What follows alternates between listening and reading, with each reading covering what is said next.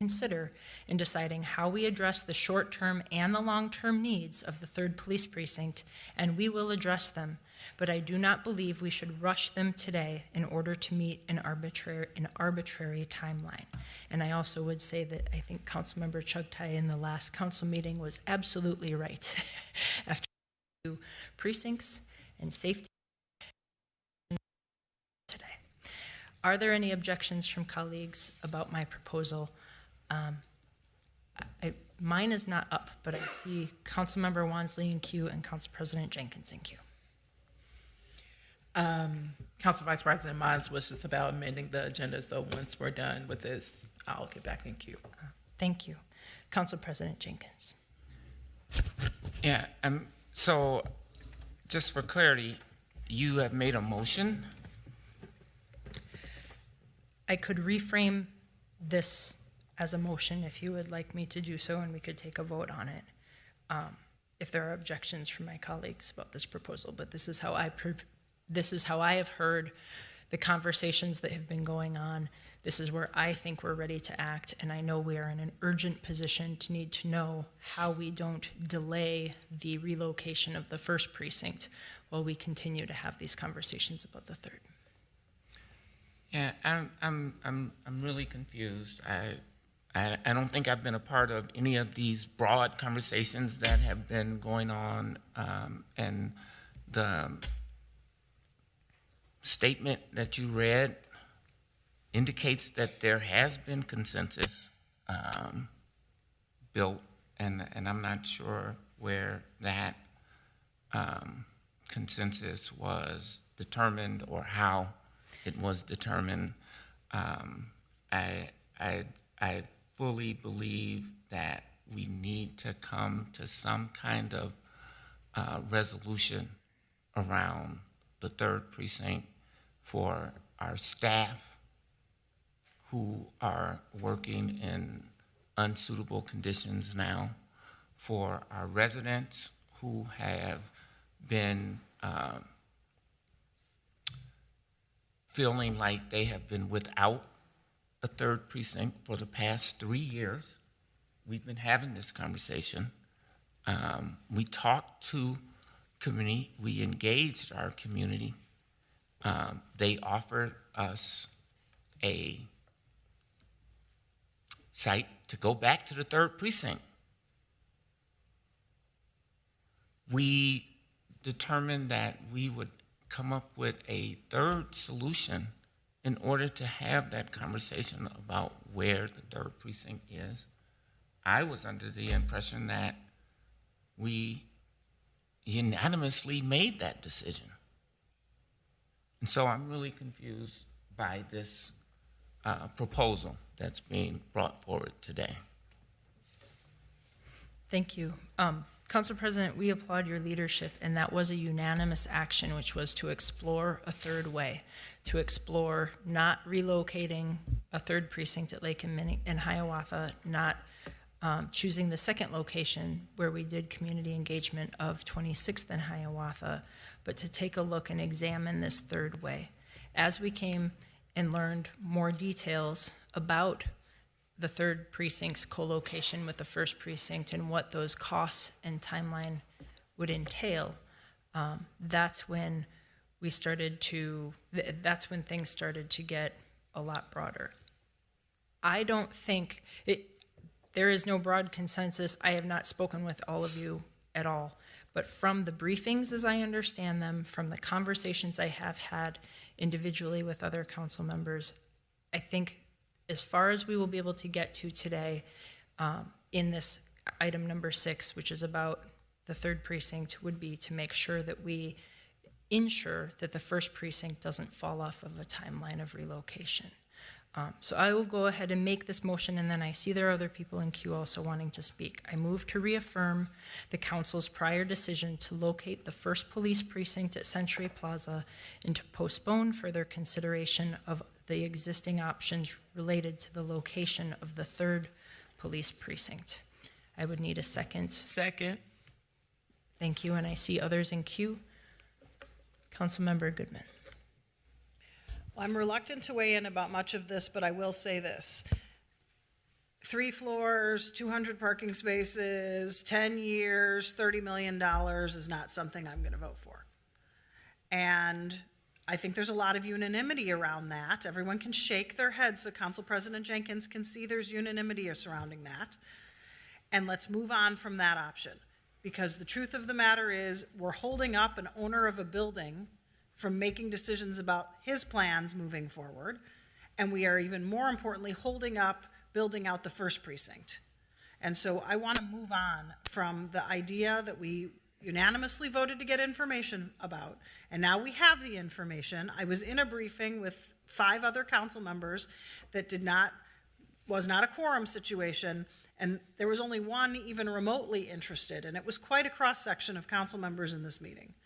So we have a long agenda. I hope we're not going to debate this endlessly. I put my name in try to respond to Council President Jenkins' concern that we're not moving forward at all. What we're saying is we're not moving forward with the first precinct location and co-location because it wasn't a proposal about co-location. Co-location means sharing of all of the things to bring down the price. This was like building 2 precincts in one building. And let me repeat, 2 floors, well actually, and then a third we didn't even need, a couple hundred extra parking spots, $30 million, 10-year term, none of those deal points were interesting to me. So let's move on. Councilmember Johnson.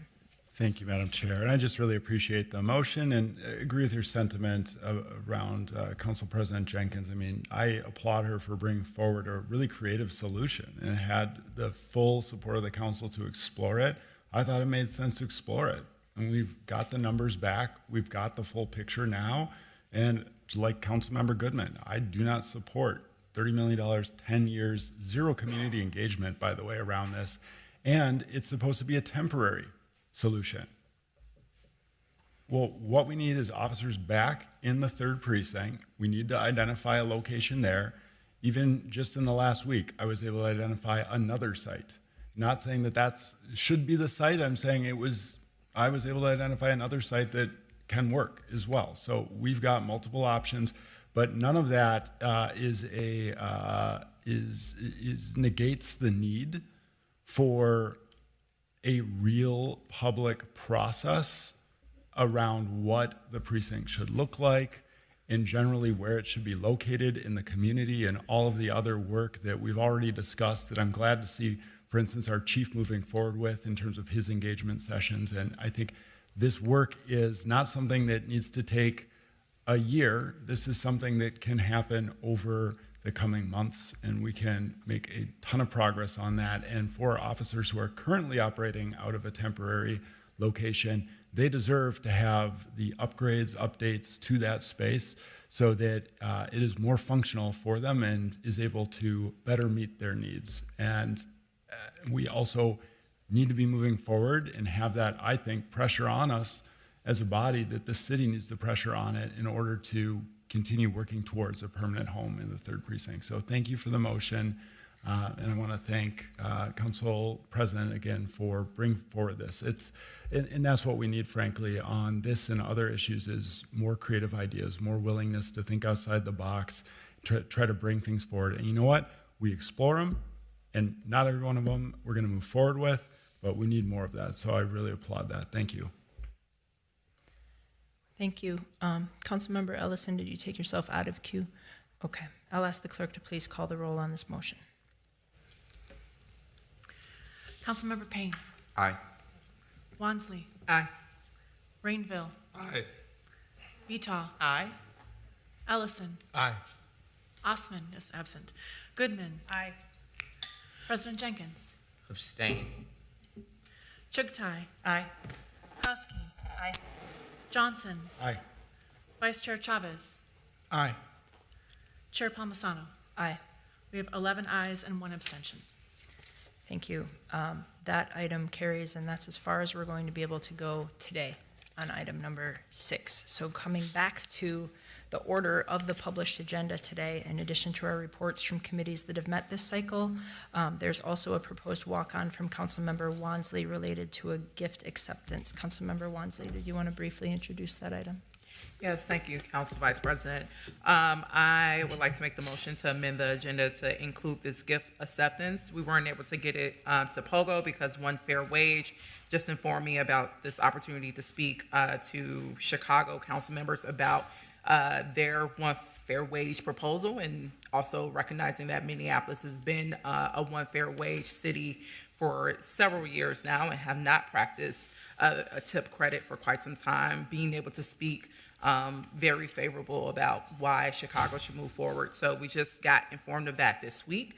So we was advised by the clerks to bring this gift acceptance to Cal in light of not being able to get it through to POGO prior to agenda setting. So that's the context for it, and I'm motion to add it to the agenda, preferably under consent. Thank you. I'll second that. So the agenda will be amended to add this matter as a discussion item or as a consent item on our agenda? Madam President, I'm sorry, as a consent item on our agenda. I'm not seeing any further discussion on this. So on the motion to amend the agenda and approve this item on consent, along with the Minnesota Ballpark Authority appointment, all those in favor, please signify by saying aye. Aye. Any opposed? That carries. In the agenda with the amended motion for this gift acceptance as well as the Minnesota Ballpark Authority appointment is approved. We'll begin with our, well, I apologize. We've done that now. We'll start with our Truth and Reconciliation.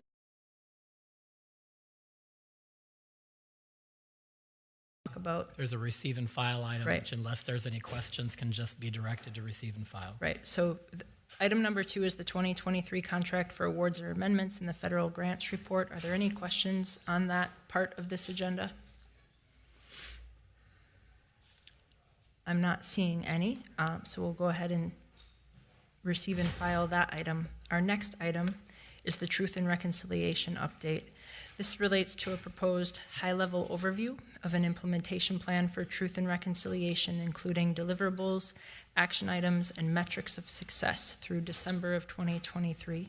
I believe Robert Sayers from the Department of Racial Equity, Inclusion, and Belonging is starting off that presentation.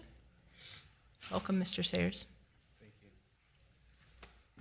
Good afternoon, Chair Palmisano, President Jenkins, and Committee of the Whole. I actually have a quick introduction I would like to make and give a warm welcome to our new Director of Racial Equity, Inclusion, and Belonging, Prince Corbett. He's in the space with us today, but I wanted to introduce him. And I'm going to be introducing Malaysia Abdi, who is going to do our presentation on Truth and Reconciliation today. So I welcome Malaysia Abdi, who's the Program Manager for Truth and Reconciliation, and Donis Chosa, who's also one of our Program Managers for Truth and Reconciliation, will also be assisting with the presentation. Welcome.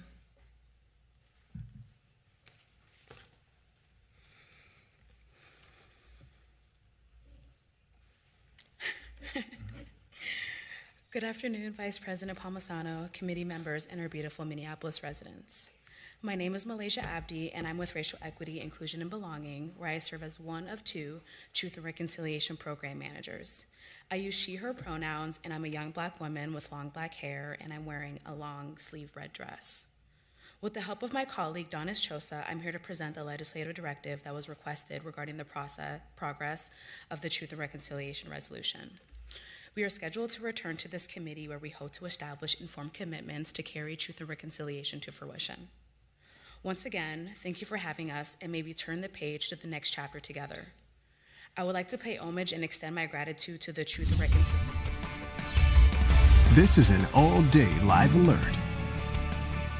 This is an all-day live alert. You've been watching a Minneapolis City Council meeting and a discussion about the future of the Third Precinct. But right now, we want to take you to the state capitol, where Governor Tim Walz is encouraging Minnesotans to get their flu shot and a COVID-19 vaccine. Joining the governor this afternoon is Health Commissioner Dr. Brooke Cunningham. Let's listen in. See her administer my flu vaccine, but it's that time of year again. Back to school. Flu and COVID season is upon us.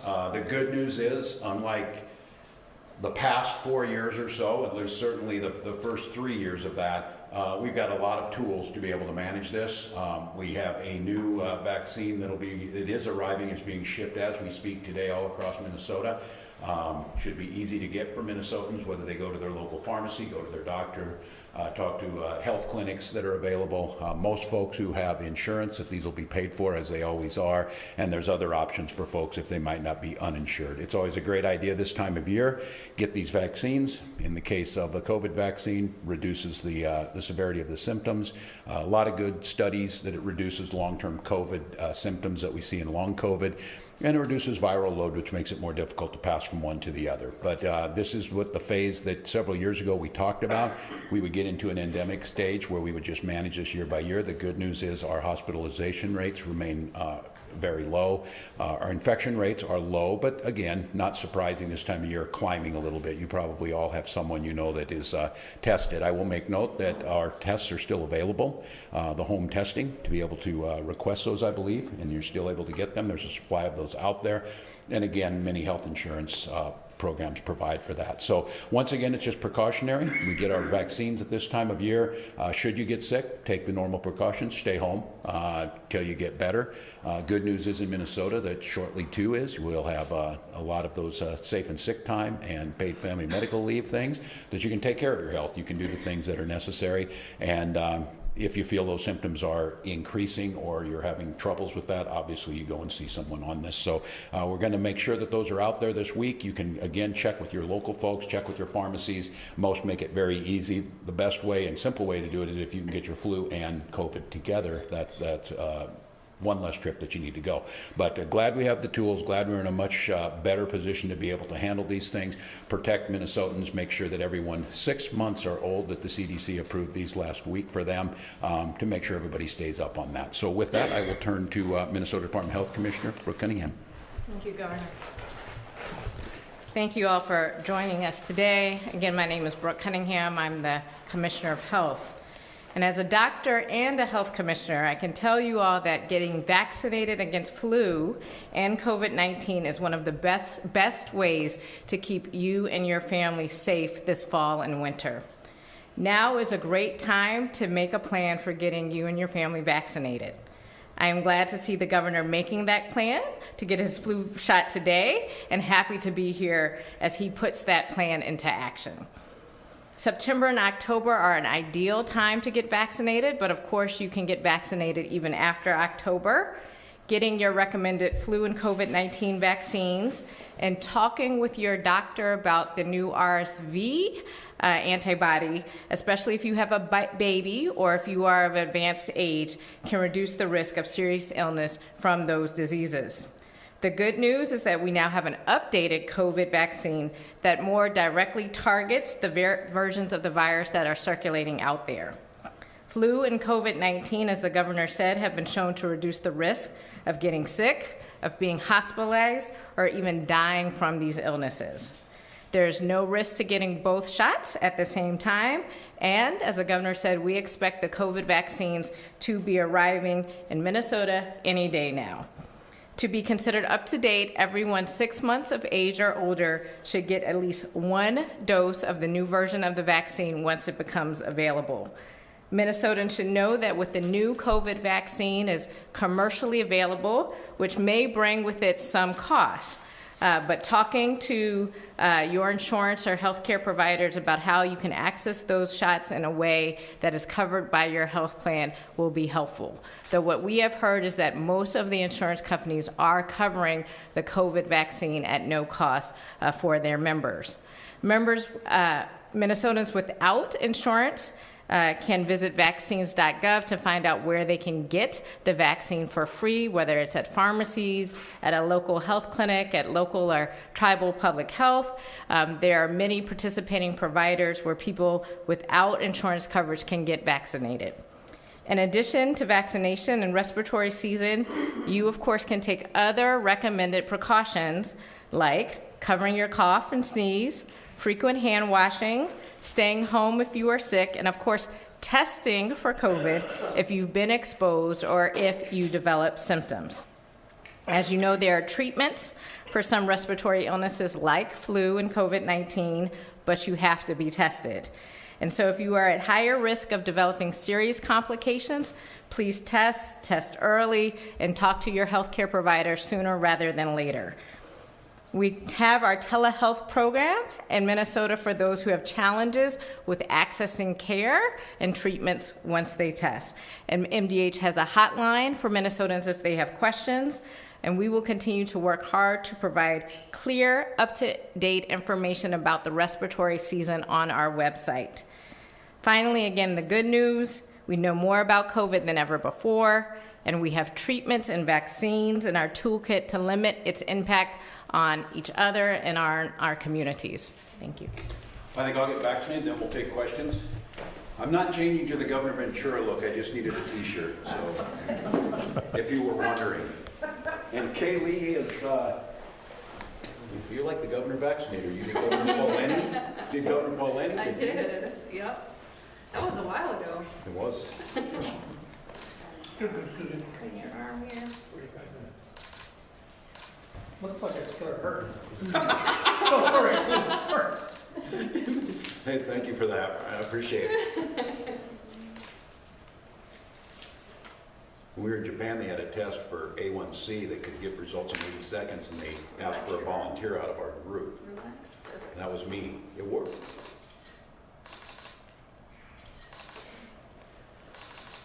You can do it anytime. Oh, you're not. That's it. You're welcome. Thank you so much. All right, well, once again, this is our yearly public service announcement, and I will just have to say in full disclosure, it feels good to add COVID into the routine of the flu shot, where first we have enough for everyone to get.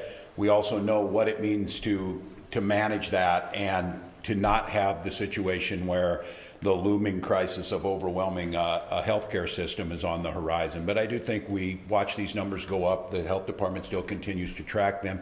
For Minnesotans who are curious on that, there's still some sites out there that are giving pretty good information on what's going up and down. But it's the basic advice that the commissioner gave. It's that time of year. Watch yourself. You're going to see it. We know that transmission will happen. The key will be to try and limit that transmission, especially amongst those the most vulnerable. I had the wonderful opportunity. My wife's grandmother turned 104 this weekend, so it's fascinating being with growing children who are in their 80s with their mom, and just things about how you take care of yourself and how do you live a healthy, happy life. With that, I'd be glad to take some questions. We'll go on topic first, then we'll take off. I assume there'll be a lot more interest in testing at home now that people are back at school. Can you refresh Minnesotans' memory on how do you get the free test from the state?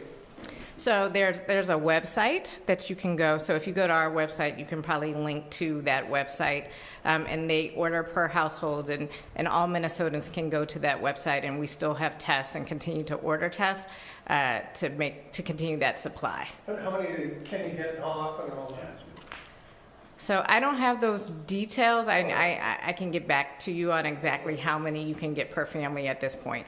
Commissioner, about the interval, like I got my last booster in July. Yes. You wait 6 months or what? So they're recommending 2 months since your last COVID vaccine. So 2 months. Of course, if you have a little one, the interval for kids, depending on where they are in the series, varies. But for adults who have been up to date and getting boosters, it's 2 months from the last shot. Governor, do you know when the new vaccine will be available? I know my wife went in a week or two ago. She had an appointment.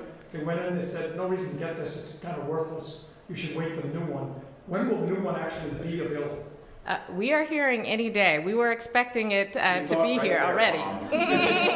So, In the planning. Were you originally planning to get it here if they had? Yeah, and I think it literally, they will arrive today and tomorrow across the state. So these are the new ones because we had to wait for CDC approval. I think the advice from your physician was correct, if that's right. It's just to wait now that this one was approved. It's just like the flu vaccine that they adjust for the variants as they come and they're getting much more sophisticated. So I would say this week, certainly. Is there guidance right now for people who maybe skipped a booster or two between their first round of vaccinations and now?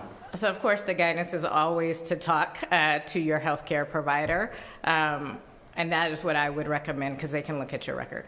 So if you haven't had any boosters, you just had your first two when you did your thing and had no boosters, you can get this vaccine. So I again would talk to your healthcare provider about the intervals because they vary depending on who you are, your age, your comorbidities. You're much more disciplined than I am. Listen to her on this stuff. The Commissioner, I think in the old days, Yes. the state government was kind of more involved in vaccine supplies. Now when it's a commercial product, it Yes. appears to be going directly to the drugstores. Right. Do you have any way of monitoring other than kind of what you've been told?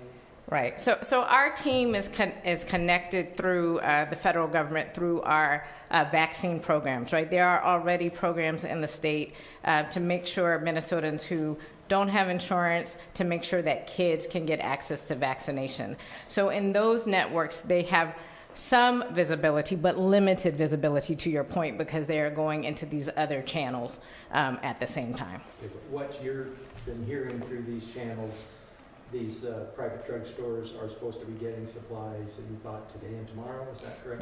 That's my understanding. Because they didn't have it this morning when I showed up. They didn't have it when I was in clinic on Friday, so yes. And so they're not arriving in Minnesota. So there's like a story 2 weeks ago that here they are and they're ready, go to the store. Sure. Hi. My name is Jessica Hancock Allen. I'm the Division Director of Infectious Disease at MDH, so took over for Chris Ayersman. So yeah, to answer your question, I'm sorry, I forgot what your question was. Could you tell me again? It was just that there was a story a few weeks ago that Yeah. they're now going long. Thank you. To get them. That's not true. We had hoped and heard it would be 48 hours to start seeing shipments, so we'd really hope that we would get some vaccine early Friday. That was a pretty lofty goal, and I think it just took time for the shipments to start. So they're rolling right now. So as the governor mentioned, I wouldn't be surprised if we started seeing vaccine later today or tomorrow, but for sure this week. So there wasn't before. I mean, there was a story that it was going to be like a week ago, but that did not happen. Well, ACIP had approved it on Tuesday. They said 48 hours, so we thought Friday, hopefully, we'd start seeing vaccine. So that was a hope that we would see it late last week, but it's just taken a little bit longer than we had thought. Is there any reason beyond just standard like shipping needs that's taking longer? No, not that we're aware No of. supply issues that you've heard? No, not that I've heard Now, of. this is so much better than 3 years ago. You're right, where we would meet the vaccines at the loading dock and keep count of them. This was the part we always hoped for. We talked about then that someday we would get through this. And I think we mentioned at the time, we would be living with COVID for most of the rest of our lives probably, and that there would be an endemic way of handling it. So I feel the same way. When they get here, I'll believe it. I think, though, that seeing it get approved, seeing them roll out there, and I would hope by later today or tomorrow you'll see it. Governor, I'm sure we're still not past the politics of getting the COVID vaccine, but do you hope people can set that aside for public health reasons? Yeah, just listen to your health provider. We know that that vaccines have been one of the most amazing things. Speaking of, great grandma Vera was telling the story. I believe it was her brother, if not, it was a relative, talking about fixing a windmill, and then she mentioned telling the story. He stepped on a nail coming down, and I said, well, what's the rest of the story? Well, of course, he died of tetanus was the story. And you just think about how common this was for infectious diseases, things, polio and other things, and what vaccines have been able to do. And these are safe, approved vaccines. And you're right, Tom, I want to be very careful about this, just like we've always done. We're recommending you talk to your healthcare provider, make an informed decision, know what the science is behind this, and then continue to do so, because there is that piece of reduced viral load, which reduces transmission opportunities, which again benefits all of us. Commissioner, can I ask you about the boring flu shot? Go ahead. Isn't it too soon? No, it's not too soon. won't I lose effectiveness if I get it now and I have to be around legislators in February? No, it's not too soon. We do recommend September and October. Of course, immunity through any of these shots does wane over time, but our historical recommendation was to get it when it comes, and that's generally mid-September. I like your enthusiasm for having to be around legislators, and so you get to be around them. Commissioner, is there an update on how well the things are going to get the new dashboard set up for the wastewater readings? And Jessica, maybe you would like to. I don't have a specific update on the wastewater dashboard. It's moved over to the University of Minnesota, and so our lab folks work very closely with them. So I'd be happy to put you in touch with them if you wanted further information on wastewater. That is a great tool, though. I think the things that came out of this that we're able to learn, that went nationwide and is a good early indicator. So it's great. Any other on topic? It seems like, earlier you were kind of alluding to this being a new part of the routine. Do you think the era of COVID exceptionalism is kind of waning a little bit? Well, that's the numbers and what it does. And when you mean COVID exceptionalism in terms of treating it different than any other respiratory? For COVID above things like the flu and other. Right. I think we will continue to monitor COVID, right? I think we have to, as a state, as a nation even, right, globally get some additional comfort, right? And we keep tracking variants. We keep looking to see the efficacy of our vaccine and therapeutics, and what it is looking like is that it is going indeed in that direction. Of course, I think we will all have a sigh of relief if that is the case, if it becomes part of our routine sort of preventative health care. But I think right now at MDH, we continue to just look at the numbers to make sure that we're comfortable with what we're seeing, to make sure that as new variants emerge, that it is going in the same way in which that therapeutics and vaccines are efficacious, to continue to look at the hospital bed numbers, the ICU numbers, the mortality numbers. And again, I think making it through one more season, right, will give us that additional layer of comfort where we can say, perhaps when we stand here in front of you next year, whether we have ended the era of COVID exceptionalism. Commissioner, is there any concern for people using COVID tests that have expired? I will have to punt that to my team.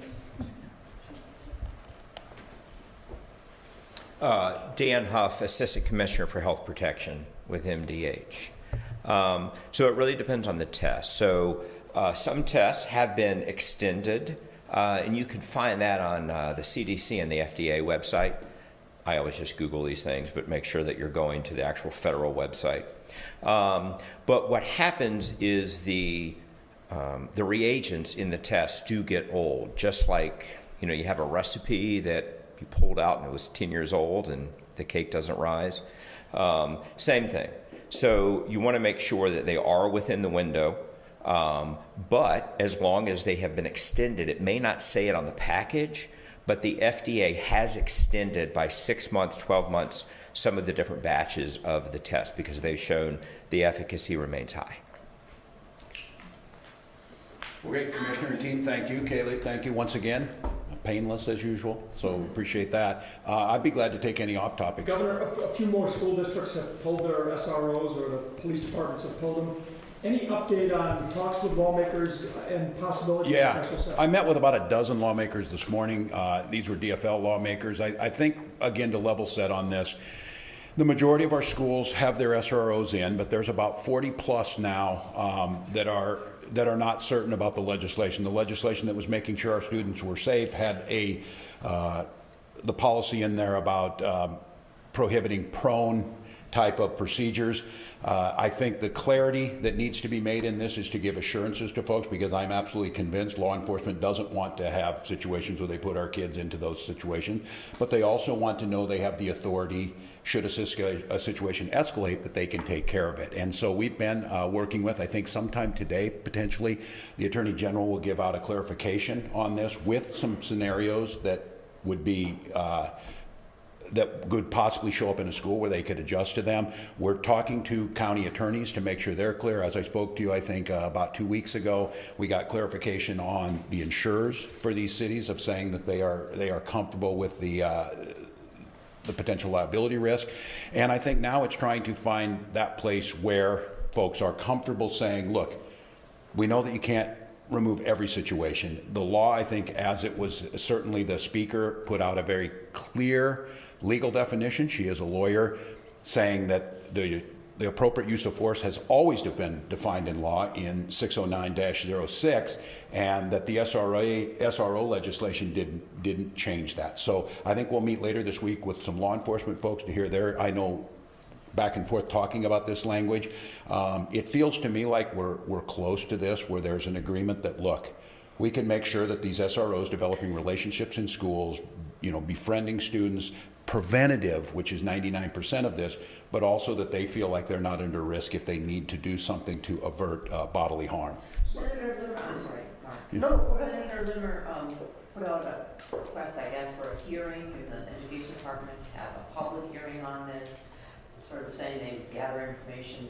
Yeah, I think that's what we're doing, and I think school districts are doing that across. Have a hearing about it. Would you have a hearing? Yeah, that's legislative matter. What I would say is I think school districts are having this. I know we're having conversations. Individual legislators are having conversations. I would note that there were hearings on this last spring. There were Republican legislators that voted for this legislation, but I don't think that the concerns were voiced at the time. I think those are being heard now. A lot of times hearings, they're both for public consumption, to be able, the public to be able to hear this.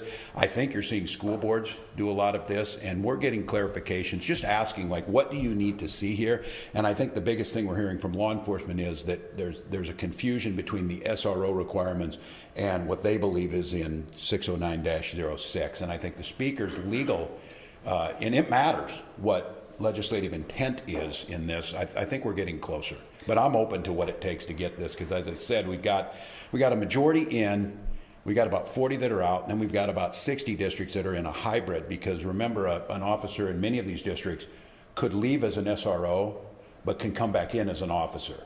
And in that case, it takes away that ambiguity that was in what they believe is in the law. And I think our goal is to make sure that they can come back in, because that SRO in a civilian clothes position is just such a strength to the school, and I've seen these where it's the relationship building. So is a special session a possibility still, or are you? Well, we've always said that. I've left open that what it takes to fix this. I made the case that I think there's still a path that we can clarify this and get what's fixed for the folks that need to see it fixed. But I've said, and will continue to say again, if the legislature can come to an agreement that we can get something done in that to clarify and get these folks back in, that's our goal. So I remain open to. It doesn't sound like there's a need for a special session, though, because it's not, if you look at what it says. Yeah, I know. It says what it says, and if you look at the other argument, it's already very political. Some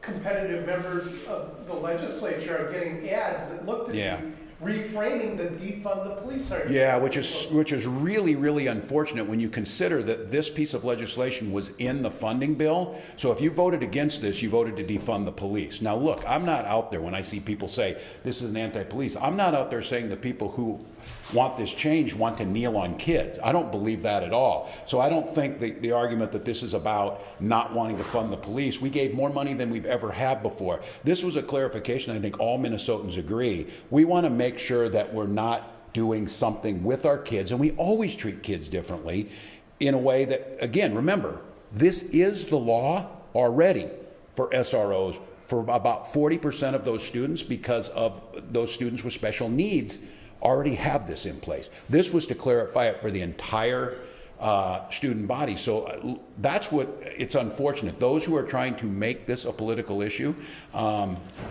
you simply are not going to hear me out there saying this. I think these police departments that have a concern just want clarity. They're unsure about it. They want to be in there. They want to do their job. They want to make sure none of them want to kneel on children. And we just want to make sure that that's the clarity. We get this training. We, meaning me as a teacher, we get the training on what we're able to do. There's been times when I've been able to ask a student to stop. There's been times where I had to put a hand on a student to stop. And there's been times where I was on the floor breaking up a couple of them to do that. There are lines that are there. Those were always made clear to us in the training that we got on what was able to do. I think this is a legal issue of the clarification on this. Again, the majority of schools are already in doing it and they're comfortable with this. This is about clarifying that. So those that are trying to, once again, I would say this, if you're clarifying about this, again, Republican members voted for this too.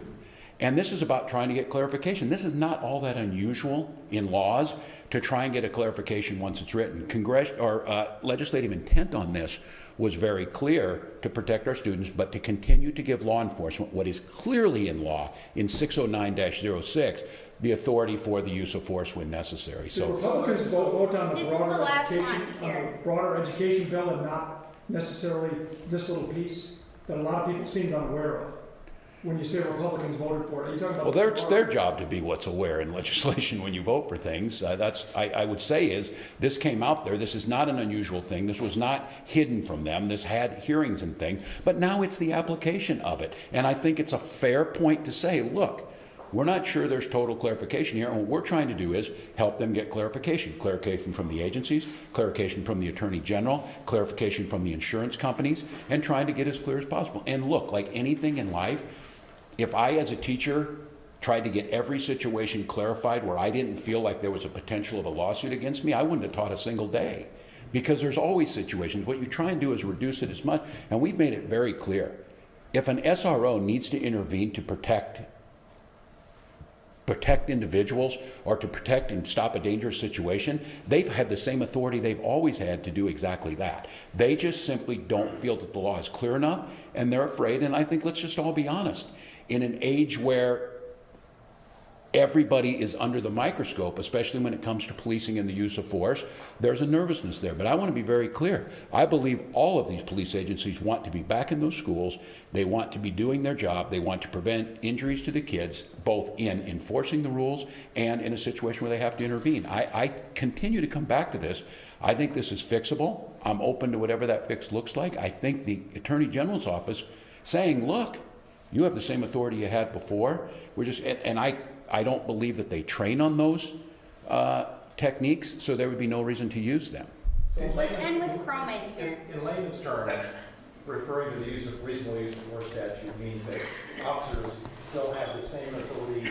They can still treat kids in the schools the way they would somebody in the street. Yeah, if they need to. That's what 609-06 has always said, the reasonable use of force. And I think all of us know that term in itself, that appears to give enough clarity, but that in itself will be debated about when to use force. How do you know? You weren't in that situation to know what it is. And I hear people flippantly say, oh, we're just going to say now, stop doing that. Nobody said that. I've been in those situations where you have to physically stand between two students. It's unfortunate. The vast majority of the time, these things are de-escalated. And I remind people, this is about kids. This whole debate needs to be focused about what's best for our students, both in terms of keeping them safe. And again, dangerous situations where we have a firearm in the school, or a situation where students shove each other because that's just, sometimes they do stupid things. You use different levels of how you go in that, and this was just meant to make sure that we clarified that. Again, all of those students in special needs in there are already covered by this, that these prone positions can't be used on them. My question always was on this is, how do you know walking down the hall?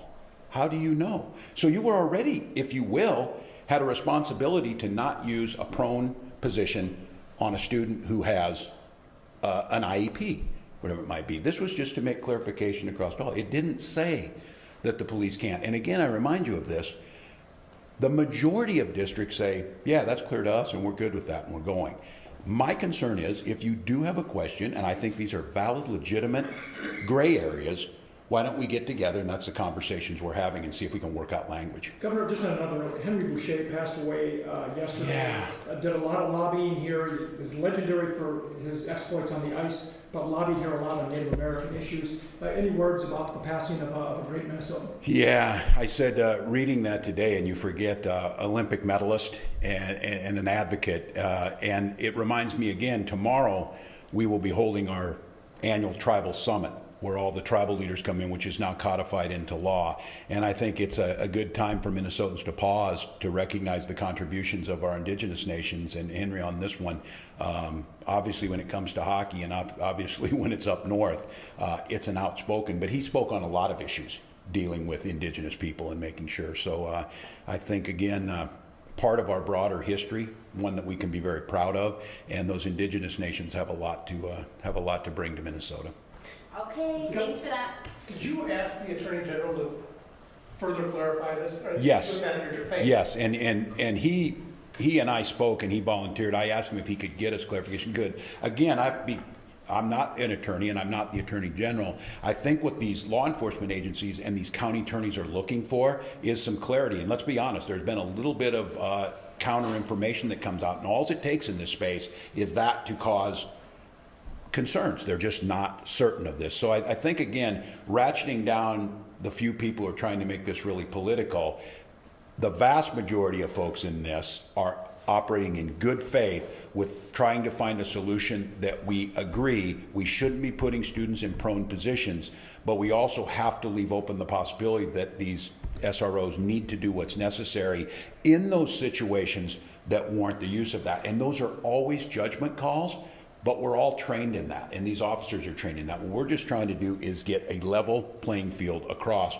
so that all students fall into what already 40% fall in. So I think the Attorney General is trying to work to get some clarification on that. We continue to reach out to both school districts, to law enforcement, and to the county attorneys. I think it's the county attorneys where we can get the most clarification on this, because to be candid, these officers are worried they're going to intervene in one of these situations. The law is going to be interpreted and they're going to be charged with something. I remind folks that has never happened in Minnesota history with this. These are hypotheticals, but it's worth being as clear as we possibly can. I think I would just ask Minnesotans on this. Our schools are safe. It's the place where our kids are getting meals to eat now. It's a place where they're seen, valued, heard. They want to be there. We just need to not be, and those that are out there sending a message that they're not safe or whatever. Keep in mind, many districts, the majority of districts, don't even use SROs. Never have. They don't use them now. Teachers and the staff and folks do that in there. So trying to put out misinformation about this, I want those SROs in those buildings because they develop positive relationship with adults in their community, and it builds that relationship between police and their community that we all know is the key to good preventive policing. So there's a solution here. We can get this done. I think the calmer voices are prevailing. We'll get some of this clarification this week, and I remain open to, let's get those 40-some districts back in and focus on what the kids are there for, to learn, to socialize, and to play football games on Friday nights. So thank you all. Thank you. Kaylee, thanks again. You're great. Thank you, boss. He's always good. So, you're not as busy with us as you used to be. No, we haven't been. Thanks again.